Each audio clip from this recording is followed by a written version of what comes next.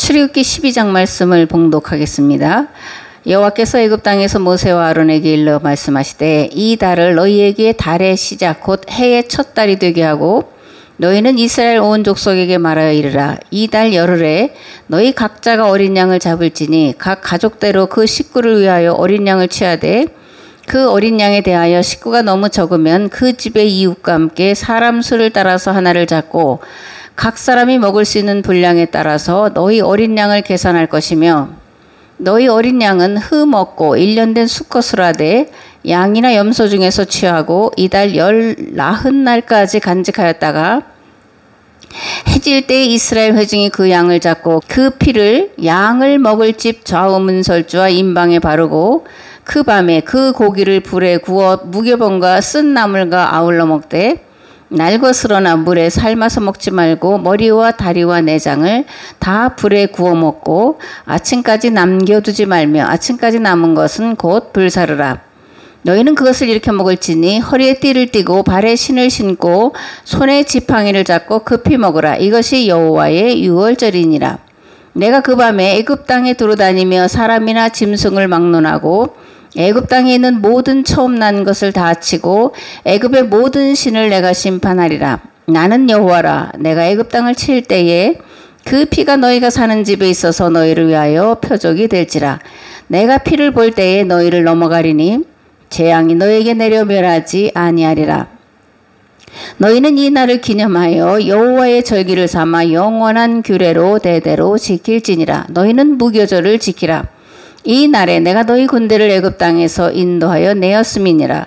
그러므로 너희가 영원한 규례를 삼아 대대로 이 날을 지킬지니라. 첫째 달 그 달 19날 저녁부터 21일 저녁까지 너희는 무교병을 먹을 것이요 이래 동안은 누룩이 너희 집에서 발견되지 아니하도록 하라. 무릇 유교물을 먹는 자는 타국인이든지 본국에서 난 자든지를 막론하고 이스라엘 회중에서 끊어지리니 너희는 아무 유교물이든지 먹지 말고 너희 모든 유한 곳에서 무교병을 먹을지니라. 아멘. 유교물이라는 건 누룩이 들어간 거를 말하는 거고 무교병이란 누룩이 들어가지 않은 것을 말하는 겁니다. 유대인들에게 유월절은 가장 큰 절기로 애굽의 종살이에서 해방된 것을 기념하는 절기입니다. 유월절은 종교력으로 1월 14일이고 태양력으로는 3, 4월경, 민간력 즉 유대력으로는 7월인데 음력을 말합니다. 유대인들은 태양력으로 3, 4월경인 아비벌을 종교력으로 그 해의 첫 달로 삼고 있는데 1월을 부르는 이름이 니산월이라고 하기도 하고 아비벌 이렇게도 부르죠. 니산월은 바벨론식 이름이고 아비벌은 가나안식, 그러니까 옛 이름이 아비벌이에요. 유월절 절기에는 양이나 염소를 식구수에 따라서 잡아서 불에 굽고 그리고 쓴 나물과 무교병을 함께 먹습니다. 무교절에는 누룩 없는 빵을 6일 동안 먹고 7일째 되는 날에 함께 모여서 잔치를 벌입니다. 오늘날 유대인들은 이러한 유월절을 어떻게 지킬까요? 오늘도 여전히 양이나 소를 잡을까? 제가 15, 16년 전쯤에 우리 지방 목사님들하고 이스라엘을 갔다 왔는데 그때가 마침 유월절 절기였어요. 근데 그 거리마다 이 닭장차들이 닭이 빼곡히 실려가는 것을 본 기억이 나는데 유월절 하루 동안에 닭으로 한 600만 마리가 죽는데요. 그거 잡아서 피를 뿌리느냐고. 그러니까 여전히 이들은 이제 지키는데 양이나 소가 아닌 닭으로 한다라는 얘기예요. 출애굽기 12장 말씀을 봉독을 했는데 왜 하나님은 모세를 통해서 유월절이 들어있는 달을 그 해의 첫 달로 삼고 구운 양이나 염소 고기와 함께 쓴 나물과 누룩 없는 빵을 먹으라고 했을까? 또 누룩 없는 빵을 하루가 아닌 7일 내내 먹으라고 했을까? 그리고 이런 유월절과 무교절을 영원한 규례로 삼아서 대대로 지켜야 된다라고 말씀하실까? 이 유월절과 무교절 절기 동안에 누룩이 들어간 발효된 것을 먹는 자는 이스라엘에서 끊어지리라 이렇게 말씀하는데 이건 무슨 뜻일까? 이런 여러 가지들을 생각을 하면서 말씀을 듣고 전하려고 합니다. 유월절은 애굽에서 430년 동안 종살이하던 이스라엘 백성들에게 하나님께서 모세를 통해 자유와 해방을 주신 날이죠. 이스라엘 백성들에게 이 날은 가장 중요한 날이고 그래서 대대로 기념하고 지켜야 될 날이고 그렇기 때문에 한 해의 시작을 이 아비벌 유월절을 지키는 것으로부터 시작하라고 이렇게 말씀을 하고 있습니다. 그렇다면 유월절에 또 무교절에 잊지 말고 기억해야 할 것은 무엇일까? 그 당시의 의미도 있고 오늘날 우리가 생각해야 될 의미도 있는데 몇 가지로 생각을 해 보겠습니다. 첫 번째로 애굽 땅 종되었던 집에서 구원해 내신 하나님을 기억하라는 거예요. 만일 이스라엘인이 유월절과 무교절을 지키지 않으면 그는 이스라엘 사람이 아니다라는 것을 기억하라는 겁니다. 두 번째로 애굽 왕 바로와 그의 신하들이 하나님의 말씀을 거역한 것, 즉 그들의 강팍함을 잊지 말라는 거예요. 세 번째로 애굽의 신들은 모두 다 헛된 우상이라는 것을 잊지 말라는 겁니다. 우상이 뭘까? 그죠? 우상은 스스로를 높여서 하나님처럼 생각하는 거예요. 교만, 탐욕, 강팍한 마음, 그것을 우상이다 이렇게 성경은 말씀을 하고 있습니다. 네 번째로 내 위치, 내 자리, 내 본분을 잊지 말라는 거예요. 이스라엘의 자리, 이스라엘인이 서 있어야 될 자리는 애굽 땅 종되었던 자리라는 겁니다. 너희는 애굽 땅에서 종되었던 것을 잊지 말아라. 너희는 종이 되어 그래서 세상 모든 사람들을 섬기는 자가 되라는 겁니다. 다섯 번째, 자녀들에게 이스라엘의 역사를 부지런히 가르치라는 거예요. 그러면 어떻게 유대인들은 자녀들에게 역사를 가르치라고 말씀한 건가? 신명기에 보면 제사 이야기가 한 번 정도가 나오고 그 다음에 나오지 않습니다. 신명기에는 제사가 아니라 뭐가 나오냐면 절기가 나와요. 유월절, 무교절, 칠칠절, 장막절. 이런 절기가 나옵니다. 제사가 아니라 절기로 지키라는 거예요. 쓴 나물과 누룩 없는 빵, 즉 고난의 빵을 먹는 거룩한 문화로 만들어 지키게 하라는 겁니다. 이것이 유월절에 담긴 그런 의미다 이렇게 저는 생각을 합니다. 아멘. 고조선의 거수국들 중에는 70여 개의 국가가 있었는데 고구려, 부여, 동해, 사만, 그러니까 마한, 진안, 변한 이쪽 오늘 우리가 살아가는 이 대한민국에는 사만이 있었어요. 마한, 진안, 변한. 그런데 이런 고구려, 부여, 동해, 사만에는 추수하는 절기에 하늘의 하나님께 감사하고 추수의 기쁨을 함께 나누는 제천 행사를 행했습니다. 아마 여러분도 기억나실 거예요. 고구려 하면 동맹, 부여 하면 영고, 동해 하면 무천. 그죠? 시험 볼 때 뭐 이렇게 즐겁게 하거나, 그죠? 그 다음에 사만에는 10월제, 10월 상달에 뭐 이렇게 하면서 하는 10월제가 있었는데, 오늘날 추수감사절과 이제 같은 의미로 봐도 틀리진 않습니다. 근데 이러한 때에 남녀노소, 빈부, 신분 차별 없이 일주일 동안 노래하고 춤추며 즐겼고, 이러한 제천 행사 때에는 형벌을 중단하고 죄인들을 석방을 시켰답니다. 특별 사면을 하는 거죠. 좋은 날이니까, 즐거운 날이니까. 우리나라의 노래방 문화가 발달한 건 그래서 우연이 아닌 것 같아요. 우리나라가 본래 춤추고 노래하는 음주 가물을 즐긴 건데, 음주 그러니까 요즘 뭐 심한 그런 알코올 중독 그런 게 아니라 이런 제천 행사 때에 모든 백성들이 모여서 함께 먹고 마시고 즐거워 한 것이 오늘 우리에게 조금 변형되고 잘못된 것으로 이제 음주를 많이 즐기는데, 하여튼 고대에는 어떤 중요한 절기 행사로서 행했던 것을 볼 수가 있습니다. 그러면 이런 제천 행사 때 주로 어떤 노래 또는 어떤 춤을 추었을까? 우리가 너무나 잘 아는 강강수월래, 아리랑 이런 것들이 때 추고 노래하지 않았을까? 그런 생각을 합니다. 손에 손잡고 뭐 벽을 넘어서 이런 노래가 있었잖아요. 그 강강수월래의 모습이에요. 손에 손잡고, 그죠?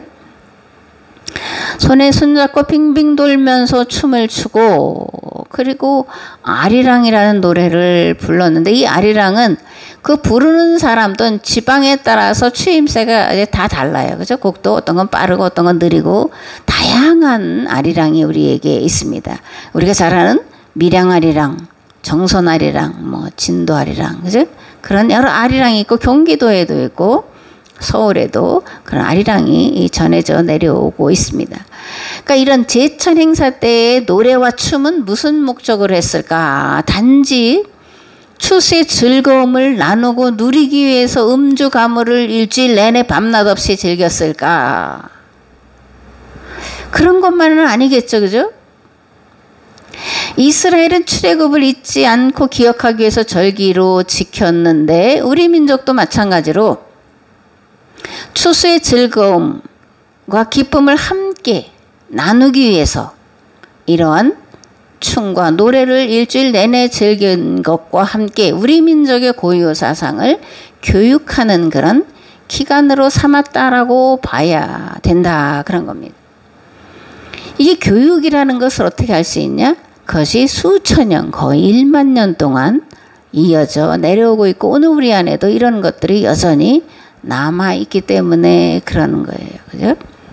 헬라어의 아남네시스 들어보셨죠? 아남네시스, 기억하라, 기념하라, 그런 뜻이에요. 그리고 알레테이아, 그럼 뭐야?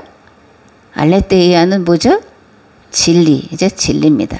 요 아남네시스와 알레테이아를 연결해서 생각을 해보면 진리란 반드시 기억하고 기념해야 되는 거다라고 이렇게 연결 지을 수가 있습니다. 그러면 무엇을 잊지 말고 기억하고 기념해야 되냐?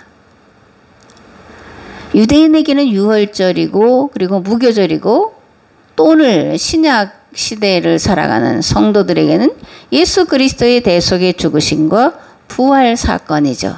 아멘.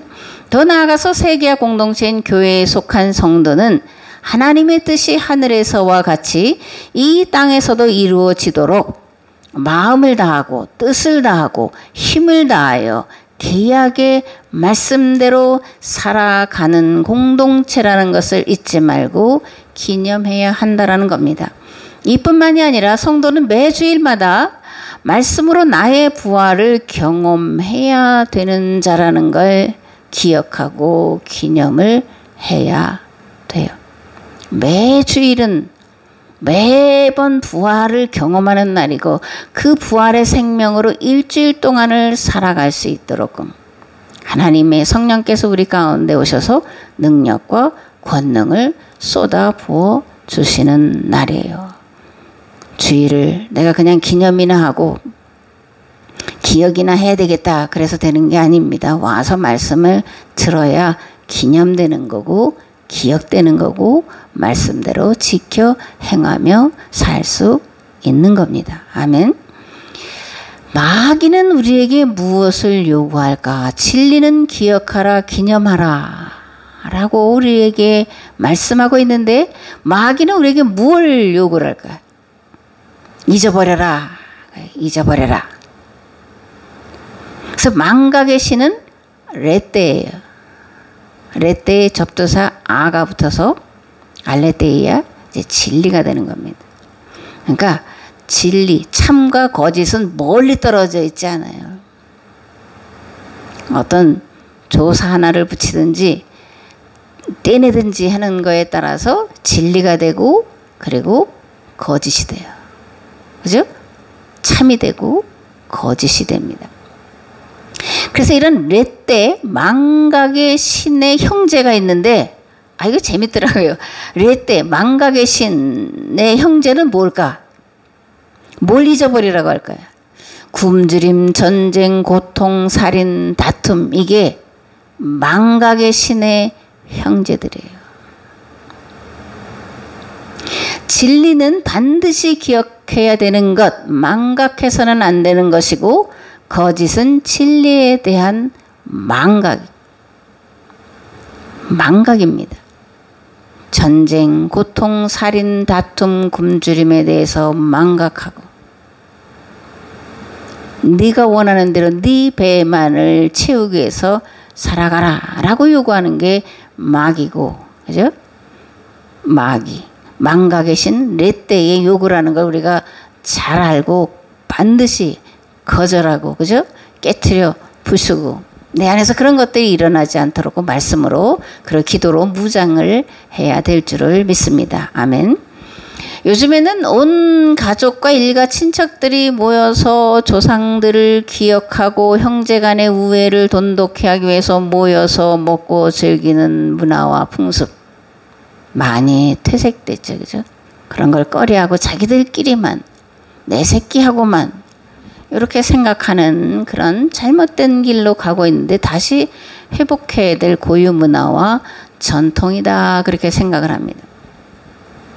제가 보는 유튜브 중에서 그 스페인 남자와 결혼한 사람이 올리는 유튜브가 있는데 이제 뭐 주로 음식이라든가 풍경들을 많이 이제 올리는데 특징은 그들은 친구들과 모여서 그렇게 같이 먹고 자연을 즐기고 공부하는 그런 것들을 많이 하더라고요. 그러니까 우리의 잃어버린 모습을 그 스페인에 시집간 그 여자분이 거기서 이제 구현해내고 있는 것을 보게 되는데 오늘 우리도 그것을 다시 회복해야 되지 않을까 그렇게 생각을 합니다. 사회가 혼란하고 각종 흉악범죄가 끊이지 않고 일어나죠. 그죠? 부동산 투기, 주식 투기, 가상화폐 투기로 일확천금을 노리는 이들이 일어나고 그렇게 하다가 돈을 잃어버려서 온 가족이 죽는 비극도 비일비재하게 일어나고 있습니다. 왜 우리 사회가 서로 돌보고 아껴주는 미풍양속은 사라지고 서로에게 악다구니 하면서 살고 있을까? 우리가 어려운 시절을 잊어버리고 사니까 그러는 거예요. 가족이나 다른 사람의 삶에 대해 무관심하기 때문에 눈 감고 귀 닫아버리고 살기 때문에 기념해야 하고 기억해야 할 것을 잊어버리고 살고 있기 때문에 서로 돕고 세워주고 함께하는 것이 아니라 나만 잘 살려고 다른 사람을 짓밟는 악다구니 속에 우리가 살아가고 있다는 것을 보면서 이런 악다구니를 끊어낼 그런 성도, 그런 교회가 돼야 되고 그런 모습을 세상에 보여줘야 된다라고 생각을 합니다. 아멘. 요즘에 아이들에게 순나물이나 무교병, 누룩 없는 떡, 그죠? 우리말로 하면 개떡이잖아요. 그래서 개떡을 먹으라고 주면 어떻게 할까? 그거 아마 입에 한번 내봤다가 내팽개칠거려. 아니 이걸 나보러 먹으라고 주냐? 이러고 아마 화내고 내던져버릴 거예요. 얼마 전에 일어났던 열풍이 다시 일어나고 있는 게 뭐냐면 포켓몬빵, 그죠? 포켓몬빵. 거기에 스티커가 들어있잖아요. 그걸 모으려고 빵을 이제 새벽부터 줄을 서가지고 사오려는데 그럼 그 빵도 먹냐? 빵은 맛이 없대요. 이게 상술에 놀아나는 건데 그래서 그 포켓몬 빵에 들어가 있는 스티커는 갖고 빵은 그냥 갖다 버리는 그게 요즘 세대들이 하는 이런 행위고 아이들뿐만이 아니라 어른들이 그렇게 잘못된 본을 보이고 있는데 그런 아이들에게 쓴 나물을 먹어라. 누룩 없는 빵을 먹어라. 아무도 안 먹죠. 그죠? 아무도 안 먹을 겁니다. 그런데 유대인들은 유월절과 무교절을 지키지 않으면 이스라엘에서 끊어진다라고 어릴 때부터 가르쳤어요. 그리고 쓴 나물과 무교병을 먹는 것을 문화로 절기로 지킴으로 지금까지 이어져 내려오고 있다라는 겁니다. 우리가 반드시 이건 이스라엘을 통해서 배워야 될 그런 문제고 우리 안에 이미 들어가 있는 건데 그것을 속히 회복해야 된다 그렇게 반복해서 말씀을 드립니다. 아멘. 그렇다면 구약의 유월절이 오늘 우리에게는 어떤 의미가 될까? 우리도 뭐 소를 잡든지 양을 잡든지 뭐 닭을 잡아서 피를 뭐 문지방과 문설주에 바르고 뭐 그래야 되는가? 쓴 나물을 먹고 누룩 없는 떡을 먹어야 되는가? 그게 유월절인가? 요즘에 하나님의 교회라고 하는 안상홍 증인회에서 유월절을 지킵니까? 또는 뭐 초막절을 지킵니까? 이렇게 하면서 포기하는 그런 것들 여러분들 보셨거나 들으셨을 거예요. 그게 뭔지 모르고 단지 피를 바르고 또는 뭐 초막 같은 데 거하고 그러면서 유월절을 지킨다, 초막절을 지킨다, 그래야 구원받는다. 너희들 유월절 초막절 안 지키니까 구원받을 수 없다. 이게 이제 요즘에 하나님의 교회라고 하는 안상홍 증인회에서 하고 있는 건데 과연 유월절의 의미가 그런 걸까? 그죠? 오늘날 구약의 유월절은 우리에게 거듭남의 사건이다. 그렇게 생각합니다. 죄와 사망의 권세에서 거듭남, 그것이 오늘날 유월절의 의미라는 거예요. 아멘. 거듭남이 무엇입니까? 예수님께서 애굽이라는 세상에 살면서 죄와 사망의 권세에 놓여 일평생 종노릇하다가 죽을 수밖에 없는 나에게 자유와 해방을 주시려고 이 땅에 오셨고 대속의 십자가를 지셨음을 믿고 고백하는 거예요. 믿어지는 사건이 일어나는 겁니다. 그게 거듭남 또는 회심 이렇게 말하죠. 예수님이 주와 그리스도 즉 메시아라는 것을 깨달아 아는 것, 그것이 거듭남이요 회심입니다. 예수님이 나를 죄와 사망의 권세에서 구원하시려고 십자가를 지시고 대신 죽으셨음을 믿고 고백하는 거예요. 무엇보다 하나님 앞에 나라는 존재는 용서받을 수 없는 죄인이라는 것을 깨닫고 그 앞에 엎드리는 겁니다. 내 뜻대로 살던 것에서 돌이켜 하나님의 뜻대로 하나님의 방법대로 살 것을 선택하고 그 길로 나아가는 것이 회심이요. 이것이 오늘날 우리에게 유월절이요 출애굽의 참된 의미인 줄을 믿습니다. 아멘. 오늘 우리에게 절실히 요구되는 것이 있어요. 이스라엘 백성들이 바벨론의 포로가 되어 70년 종살이 하다가 회개하고 오직 여호와 하나님께로 오직 신의 산 기약법으로 돌아간 것처럼 우리도 죽었다가 다시 살아나는 제2의 출애굽 경험을 통해 오직 예수 그리스도께로 오직 예수 그리스도의 복음으로 돌아가는 그런 사건을 경험을 해야 돼요. 복음이 뭡니까? 예수님처럼 다른 이의 죄를 대속하기 위해 십자가에서 나를 못 박는 거예요. 주님과 함께 부활하여 이 세상 모든 피조물들의 구원을 위해 죽도록 말씀에 충성하며 그 말씀대로 살아가는 거예요. 그게 거듭남이고 그게 회심이고 그것이 그리스도이신 예수님을 하나님으로 경험하는 그런 사건이다. 그런 겁니다. 아멘. 에스겔서 37장 1절에서 14절 말씀을 봉독하겠습니다. 주님께서 권능으로 나를 사로잡으셨다. 주님의 영이 나를 데리고 나가서 골짜기 한가운데 나를 내려놓으셨다. 그런데 그곳에는 뼈들이 가득히 있었다. 그가 나를 데리고 그 뼈들이 널려있는 사방으로 다니게 하셨다. 그 골짜기의 바닥에 뼈가 대단히 많았다. 보니 그것들은 아주 말라 있었다. 그가 내게 물으셨다. 사람아, 이 뼈들이 살아날 수 있겠느냐? 내가 대답하였다. 주 하나님, 주님께서는 아십니다. 그가 내게 말씀하셨다. 너는 이 뼈들에게 대언하여라. 너는 그것들에게 전하여라. 너희 마른 뼈들아, 너희는 나 주의 말을 들어라. 나 주 하나님이 이 뼈들에게 말한다. 내가 너희 속에 생기를 불어넣어 너희가 다시 살아나게 하겠다. 내가 너희에게 힘줄이 뻗치게 하고 또 너희에게 살을 입히고 또 너희를 살갗으로 덮고 너희 속에 생기를 불어넣어 너희가 다시 살아나게 하겠다. 그때야 비로소 너희는 내가 주인 줄 알게 될 것이다. 그래서 나는 명을 받은 대로 대언하였다. 내가 대언할 때에 무슨 소리가 났다 보니 그것은 뼈들이 서로 이어지는 요란한 소리였다. 내가 바라보고 있으니 그 뼈들 위에 힘줄이 뻗치고 살이 오르고 그 위로 살갗이 덮였다. 그러나 그들 속에 생기가 없었다. 그때에 그가 내게 말씀하셨다. 사람아, 너는 생기에게 대언하여라. 생기에게 대언하여 이렇게 일러라. 나 주 하나님이 너에게 말한다. 너 생기야, 사방에서부터 불어와서 이 살해당한 사람들에게 불어서 그들이 살아나게 하여라. 그래서 내가 명을 받은 대로 대언하였더니 생기가 그들 속으로 들어갔고, 그래서 그들이 곧 살아나 제 발로 일어나서 서는데 엄청나게 큰 군대였다. 그때에 그가 내게 말씀하셨다. 사람아, 이 뼈들이 바로 이스라엘 온 족속이다. 그들이 말하기를 우리의 뼈가 말랐고 우리의 희망도 사라졌으니 우리는 망했다 한다. 그러므로 너는 그들에게 대언하여 전하여라. 나 주 하나님이 말한다. 내 백성아, 내가 너희 무덤을 열고 무덤 속에서 너희를 이끌어내고 너희를 이스라엘 땅으로 들어가게 하겠다. 내 백성아, 내가 너희의 무덤을 열고 그 무덤 속에서 너희를 이끌어낼 그때야 비로소 너희는 내가 주인 줄 알 것이다. 내가 내 영을 너희 속에 두어서 너희가 살 수 있게 하고 너희를 너희의 땅에 데려다가 놓겠으니 그때야 비로소 너희는 나 주가 말하고 그대로 이른 줄을 알 것이다. 나 주의 말이다. 아멘.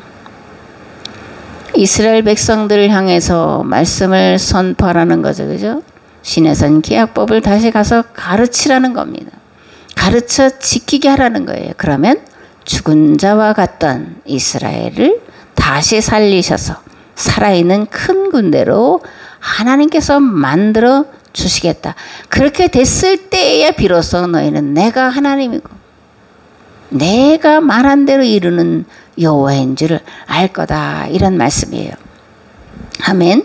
요한복음 11장에는 나사로의 사건이 기록이 되어 있습니다. 나사로가 죽었는데 그 소식을 듣고 예수님이 나흘 만에 왔더니 이미 장사 지냈고 그 무덤 안에서 썩어서 이제 썩은 냄새가 나는 그런 사건을 요한복음 11장에서 우리가 만나볼 수 있는데, 예수님께서 이제 마르다와 마리아가 있는 베다니로 오신다는 소식을 듣고 마르다가 이제 뛰어나갔죠. 그래서 이렇게 말합니다. 마르다가 예수께 여짜오되 주께서 여기 계셨더라면 내 오라비가 죽지 아니하였겠나이다. 그러나 나는 이제라도 주께서 무엇이든지 하나님께 구하시는 것을 하나님이 주실 줄을 아나이다. 예수께서 이르시되 네 오라비가 다시 살아나리라. 마르다가 이르되 마지막 날 부활 때에는 다시 살 줄을 내가 아나이다. 예수께서 이르시되 나는 부활이요 생명이니 나를 믿는 자는 죽어도 살겠고 무릇 살아서 나를 믿는 자는 영원히 죽지 아니하리니 이것을 내가 믿느냐? 이르되 주여 그러하외다. 주는 그리스도시요 세상에 오시는 하나님의 아들이신 줄 내가 믿나이다. 아멘. 예수님의 말씀과 마르다의 대답에 약간 핀트가 안 맞죠? 그죠? 안 맞습니다. 부활에는 세 가지가 있습니다. 첫 번째는 미래적인 부활이에요. 그죠? 지금 마르다가 말하는 죽었다가 그 마지막 날에 다시 사는 부활이 있습니다. 두 번째는 방금 제가 말씀드린 에스겔서 37장에는 역사적인 부활이 있어요. 세 번째는 현재적인 부활이 있습니다. 현재적인 부활은 미래로 이어지는 거예요. 예수님은 마르다에게 현재적인 부활을 말씀하고 있죠. 그런데 마르다는 뭐예요? 미래적인 부활로 듣고 있습니다. 그래서 이 핀트가 잘 이제 안 맞는 거예요. 오늘 교회는 미래적인 부활만을 말해서는 안 돼요. 지금까지 미래적인 부활만 계속해서 말해왔는데 예수님은 미래적인 부활을 말씀하지 않고 현재적인 부활을 말씀하고 있어요. 그래서 오늘 강단에서는 물론 미래적인 것이 없다라는 게 아니에요. 있어요. 그러나 오늘 내가 부활을 경험하고 부활의 삶을 살아가야 미래의 부활이 이르는 거지. 오늘은 죽은 것과 같은 상태로 있으면서 미래에 죽은 다음에 부활? 그것을 생각하는데 그건 이루어질 수 없는 꿈? 거짓이다라는 것을 우리가 알아야 됩니다. 그러니까 오늘날 강단에서 현재적인 부활을 강조해야 되고 현재적인 부활의 삶을 강조해야 되는 것이고 그것이 십자가의 길이고 예수님이 가신 대속의 길을 예수님과 함께 따라가는 진정한 그리스도인의 삶이라는 겁니다. 아멘. 성도는 먼저 예수 그리스도를 믿음으로 죄와 사망에서 다시 사는 부활을 경험해야 하고 그 다음에 예수님을 창조주로 역사의 주관자이신 하나님으로 다시 경험하는 오늘의 부활의 경험이 있어야 돼요.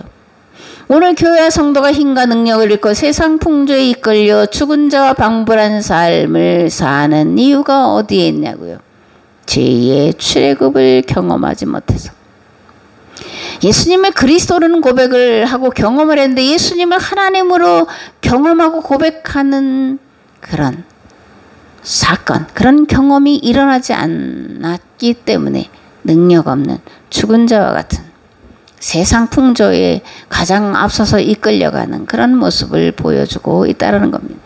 죽은 다음에 부활할 것만 믿고 바라기 때문에 현재적인 부활을 경험하지 못한다는 겁니다. 다시 말하면 예수님을 내 죄를 용서하신 나의 그리스도로만 경험했을 뿐 예수님의 대속의 십자가만을 알고 믿을 뿐 예수님을 내 어떤 목적, 내 어떤 소원을 이루어 주시는 분으로만 경험하고 고백할 뿐 예수님을 창조주시로 온 세상의 역사를 주관하시는 하나님으로 다시 경험하지 못했기 때문에 벌어지는 사건이라는 겁니다.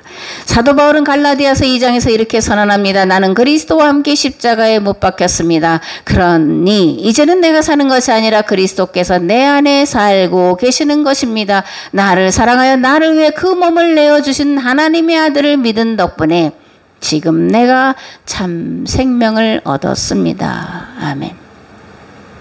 한 번의 회심, 한 번의 거듭나옴으로 구원이 완성되는 게 아니에요. 2번 거듭나야 돼요. 2번, 3번 회심의 사건이 삶에서 반복되어 일어나야 됩니다. 즉 예수님을 내 죄를 대속하신 그리스도로 경험하는 거듭남과 예수님이 하나님이심을 경험하는 제2의 거듭남의 사건이 일어나야 된다라는 거예요. 그걸 제가 계속 반복해서 말씀을 드리고 있는 겁니다. 죽은 다음이 아니라 지금 여기서 살아있는 부활을 해야 하고 그 부활 생명으로 이 땅 위에 하나님 나라가 임하게 하는 삶을 살아야 한다라는 거예요. 자기 십자가를 지고 예수님을 따르는 삶을 살아가는 자, 그가 현재적인 부활의 삶을 사는 자고 하나님은 그에게 이 땅을 다스릴 그런 권한을 부여하시고 그를 통해서 이 땅의 하나님 나라가 이루어지도록 역사하실 것인데 하나님 오늘도 누가 자기 십자가를 지고 나와 같이 대속의 길을 갈까? 어느 교회가 그 길을 갈까를 찾고 또 찾으시는데 저와 여러분이 하나님이 찾으시는 그러한 성도 그러한 교회가 되시기를 우리 주 예수 그리스도의 이름으로 축복합니다. 아멘. 이제는 길과 진리와 생명 되신 예수 그리스도의 은혜와 아버지 하나님의 무한하시고 극진하신 사랑하심과 성령님의 감동, 감화, 역사, 교통하심이 11조를 드리고 선교의 예물을 드리며 부활의 삶을 살기를 다시 한번 결단하고 돌아간 삶의 자리 위에 이 교회 위에 이 나라와 이 민족 위에 이제부터 영원토록 함께 하옵시기를 간절히 축원하옵나이다. 아멘. 아멘.